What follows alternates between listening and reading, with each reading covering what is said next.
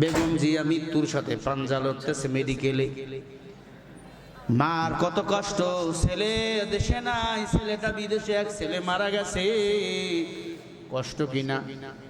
মৃত্যুর সময় সন্তানও কাছে নাই, বৌমাও কাছে নাই, নাতনিও কাছে নাই, একা একা। আঙ্গুলগুলো ফুলে গেছে, হাতটা বিকলাঙ্গ হয়ে গেছে। সেদিন সেনাকুঞ্জে গেছে, দেখলাম আল্লাহর বান্দি এখন মেডিকেল আইসিইউতে আছে। এমন অবস্থা করুন। ফকরুল সাহেব দোয়া চেয়েছে। আজকে সারা বাংলাদেশে প্রায় মাদ্রাসাগুলোতে দোয়া করা হয়েছে। কারণ বেগম খালেদা জিয়ার জন্য দোয়া করব, বদদোয়া করব না। কারণ উনি ক্ষমতা থাকা অবস্থায় কোনো আলেমদেরকে উনি জেলে দেয় না,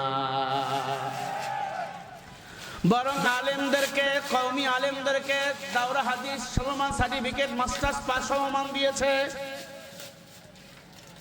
আলেমদেরকে সম্মান দিয়েছেন। আল্লামা সাইদি রহমাতুল্লাহ আলাইহি ইসলামী বোর্ডের চেয়ারম্যান বানিয়েছে। কোনদিন কোন আলেমের গায়ে কোনো পুলিশ হাত দিতে পারে নাই।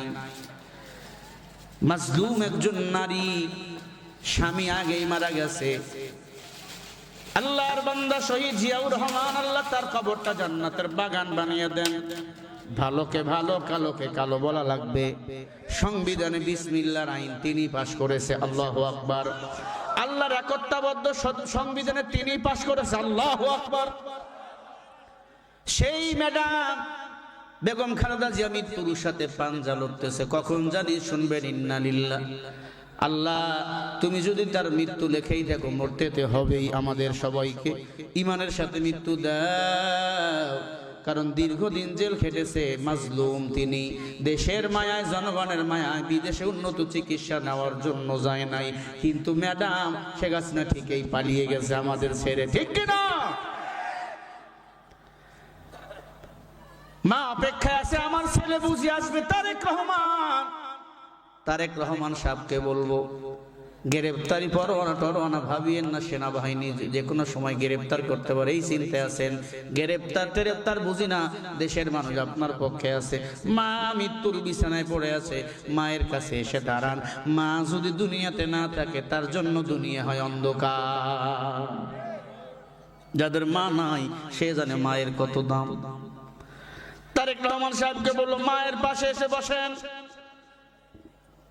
মৃত্যুর সময় সূরা ইয়াসিন পড়েন, কালিমা পড়ান। কেমন কপাল পোড়া মা, দুইবারের প্রধানমন্ত্রী, কিন্তু পাশে সন্তান নাই মরণের সময়। আমাদের কপাল ধন্য, আমাদের মা মৃত্যুর বিছানায় পড়ে আমরা কানে কানে সূরা ইয়াসিন পড়ে ফু দেই। কারণ সূরা ইয়াসিন যদি মৃত্যুর সময় কানের মধ্যে পড়া হয়, ফু দেওয়া হয়, ওই বান্দার মৃত্যুর যন্ত্রণা কমে যায়। আজরাইল বেশি কষ্ট দিতে পারে না।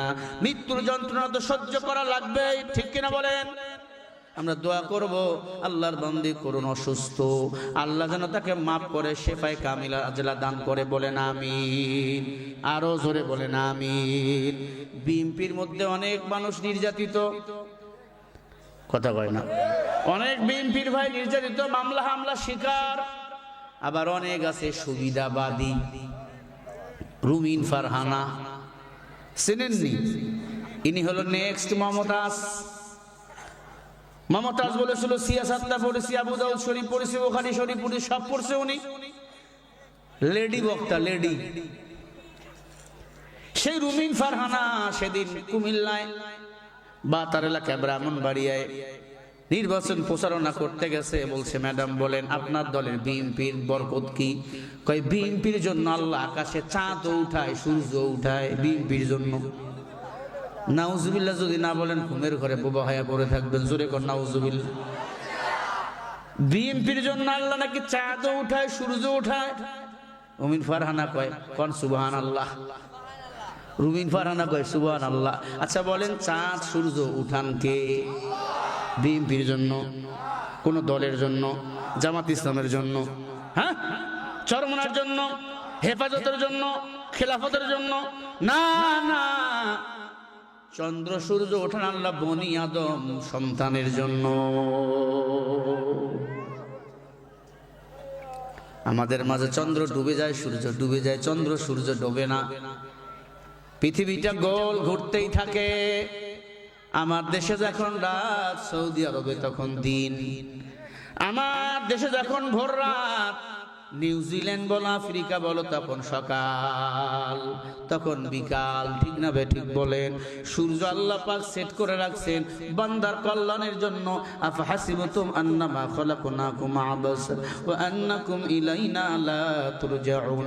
অনর্থক আল্লাহ কোনো কিছু বানায় নাই, মানুষকেও বানায় নাই। ও মানুষ মুখ দিয়ে অনর্থক আলতু ফালতু কথা কেন বলো?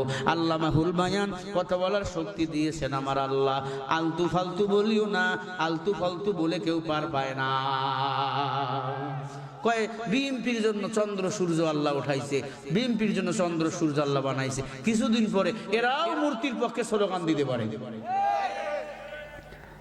তবে যে মূর্তি দেশে বানাবে সেই মূর্তিগুলো আমরা ভেঙে ফেলবো। কথা বলে না? মূর্তি মুসলমানের জন্য হালাল না হারাম? জোরে বলো। কত বড় সুবিধাবাদী! বিএনপি নমিনেশন দেয়নি, কয় আমি একা একা নির্বাচন করবো, প্রয়োজনে হাঁস মার্কানি নির্বাচন করব। এখন নমিনেশন পাওয়ার জন্য বিএনপিকে তেল মারতেছে, কয় বিএনপির জন্য চন্দ্র ওঠে সূর্য ওঠে। এই যে ইসলাম বিদ্বেষী কথা বলে তার জায়গা বাংলাদেশে হয় না, তার জায়গা ইন্ডিয়াতে হয়। তসলিমা নাসরিন বরখার বিরুদ্ধে কথা বলেছিল, মুসলমান তাকে বরখার মধ্যে প্যাকেট করে আল্লাহু আকবার স্লোগান দিয়ে ভারতে পালাই দিছে। কথা বলে না? আর ভারত হলো ওদের মূল হোতা। ভারত লাগাইয়া দেয় তোমরা ইসলামের বিরুদ্ধে কথা বলো, আমরা তোমাদের পিছনে আছি। ঠিক কিনা? সাবধান, ভারত যাদের বন্ধু তাদের দুশ্মনের কোনো প্রয়োজন নাই। ভারত ইসলামের দুশ্মন, মুসলমানদের দুশ্মন, ইহুদিদের পা যেটা গোলাম। এই ভারত 1000 2000 নয় 60,000 আলেমকে তারা জবাই করেছে। গুজরাটের কসাই মোদি 60,000 আলেমকে, মানুষকে তারা জবাই করেছিল। চাওয়ালা থেকে প্রধানমন্ত্রী হয়েছে, বাদামওয়ালা থেকে প্রধানমন্ত্রী হয়েছে। আঙ্গুল খুলে কলা গাছ, ইসলামের উপর আঘাত করে আল্লাহর ঘর মসজিদ ভেঙ্গে দিয়ে বাবরি মন্দির বানাইছে। সাবধান, তাদের যদি বন্ধুত্ব বানান, বাংলার মুসলমান আপনাদেরকে বন্ধুত্ব বাদ দিয়ে লাথি দিয়ে ভারতের জমিনে পাঠিয়ে দিবে। ঠিক না? ঠিক। আল্লাহ আমাদেরকে এই দুনিয়াবী নেতা থেকে হেফাজত করেন। জোরে বলে না আমিন। আরো জোরে বলে না আমিন। নেতা হলো ডক্টর শফিকুর রহমান, জামাত ইসলামের তৃতীয়বারের আমিরের দায়িত্ব নিয়েছে আজকে। দেখছেন শপথ বাক্য পড়া হয়েছে, আল্লাহর বান্দা কান্না, এমন কান্না শুরু করছে মানুষ অবাক। শপথ নিলে মানুষ তো খুশি আনন্দ, একটা দলের প্রধান আমির নেতা যা বলবে কর্মীরা তাই করবে। কিন্তু তাদের রাজনীতি এমন সুন্দর, তাদের রাজনীতি ইসলামের গণ্ডির ভিতর, তারা রাজনীতি করে নিজের টাকা দিয়ে। ঠিক না? ঠিক। কেউ মারা গেছে জানাজায় যাবে, কেউ বিপদ ওষুধ নিয়ে যাবে, নাস্তা নিয়ে যাবে, কেউ কোনো সমস্যা আল্লাহর কোরআন দিয়ে সমস্যা করার চিন্তা করে। আল্লাহু আকবার বলেন। দুনিয়ার কোনো মতবাদ দিয়ে তারা সলভ করার চিন্তা করে না, কোরআন সুন্নাহ দিয়া এগুলো সমস্যা সমাধান করার চেষ্টা করে। কারণ তাদের চিন্তা চেতনা হলো কোরআন এবং সুন্নাহ। এই জমিনে আল্লাহর আইন, এই জমিনে আল্লাহর দ্বীনকে বাস্তবায়ন করা হলো তাদের লক্ষ্য। ডক্টর শফিকুর রহমান সাহেব যখন শপথ করতেছিলেন, কান্না হাউমাউ করে কর্মীরা কাঁদতেছিল। কাঁদেন কেন?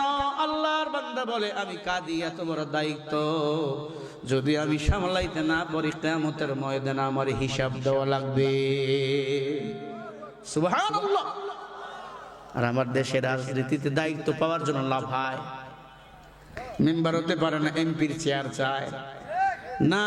না, ক্ষমতার চেয়ার নিয়ে লাফালাফি করবেন না। যারা ক্ষমতার জন্য আপনার কাছে আসবে, ভোটের সময় কানটা টেনে দিয়ে বলবেন আমরা জনগণ এখন যেমন আপনার বন্ধু, নির্বাচনের পরে আপনার বন্ধু থাকতে চাই। ক্ষমতার দোহাই দিয়ে যারা দেখায় অনেক শান, ভালো করে টেনে দিও ওদের দুটি কান। বন্ধু ভালো করে টেনে দিও ওদের দুটি কান। ভোটের সময় সবে বোঝে ক্ষমতার চেয়ার খোঁজে, ভোটের সময় সবে বোঝে ক্ষমতার চেয়ার খোঁজে। নাই রে জাতির পরিত্রাণ, নাই রে জাতির পরিত্রাণ, না হলে নীতির বদল চলেছে এ গন্ডগোল, নাই রে জাতির পরিত্রাণ। ও বন্ধুরে ভালো করে টেনে দিও ওদের দুটি কান, ঠিক কিনা? ক্ষমতার দোহাই দিয়ে যারা দেখায় অনেক শান, ভালো করে টেনে দিও ওদের দুটি কান। সন্ত্রাসী আর ঘুম ধর্ষ চলরে কত নির্যাতন, মা বোনের ইজ্জত হয়রান, মা বোনের ইজ্জত হয়রান। যারা নামে যারা চষে ক্ষমতার নোটের কাছে, বাঁচাতে চায় যে দাদা বাবুর মান। ও বন্ধুরে ভালো করে টেনে দিও ওদের দুটি কান। আছে না নাই বলে?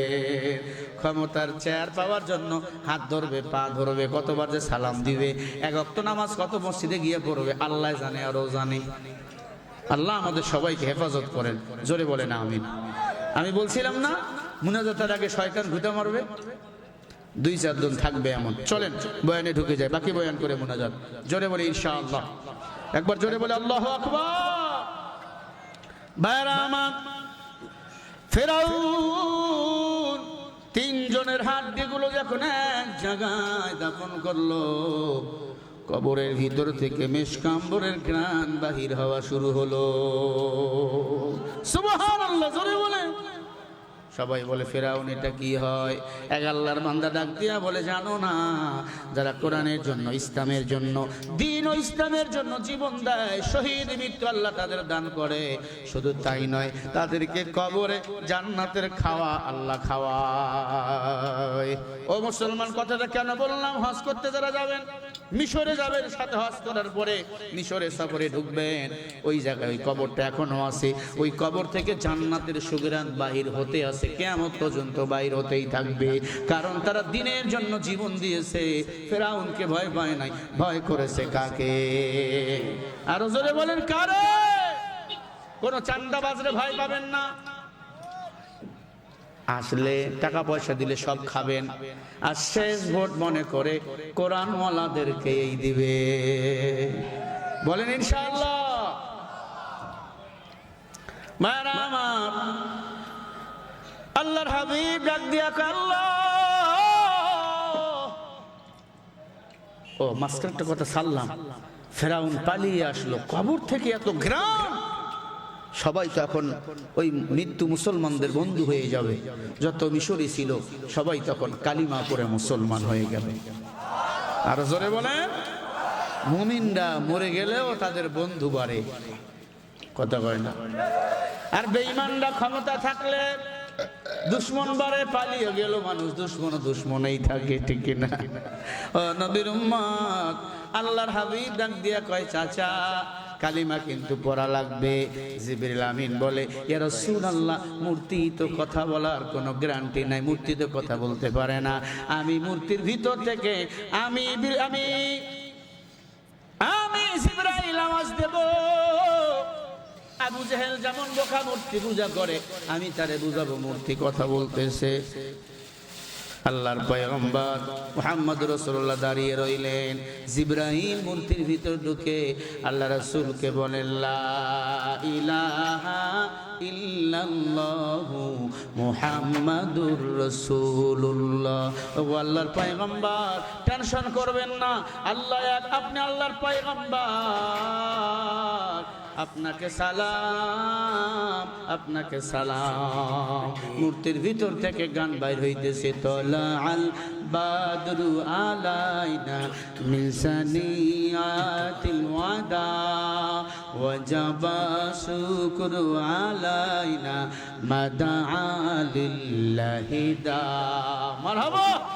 طلع البدر علينا من ثنيات الوداع وجب الشكر علينا مدى لله داع। একবার জোরে জোরে বলা যাবে কি আল্লাহু আকবার? আবু জেহেল ডাক দিয়ে বলে, এটা কেমনে সম্ভব? প্রিয় ভাই বন্ধুরা, শুরু থেকে লাস্ট অবধি দেখার জন্য অনেক অনেক ধন্যবাদ। ভিডিওগুলো আপনাদের কাছে আশা করি অনেক ভালো লাগে। আর এরকম সুন্দর সুন্দর ওয়াজের ভিডিও প্রতিনিয়ত আপনাদের কাছে পৌঁছে দেওয়ার জন্য আমাদের চ্যানেলটা সাবস্ক্রাইব করে আমাদের পাশে থাকবেন। আর অনুরোধ করি একটা লাইক কমেন্ট করতে ভুলবেন না। ভিডিওগুলো শুরু থেকে লাস্ট অবধি দেখার জন্য অনেক অনেক ধন্যবাদ। তা সবাই ভালো থাকেন, সুস্থ থাকেন। নেক্সট কোনো ভিডিও আবার আপনাদের সাথে অনেক মজাদার ভিডিওর সাথে আপনাদের আবার দেখা হবে। তা সুস্থ থাকুন, ভালো থাকুন। আসসালামু আলাইকুম, আল্লাহ হাফেজ।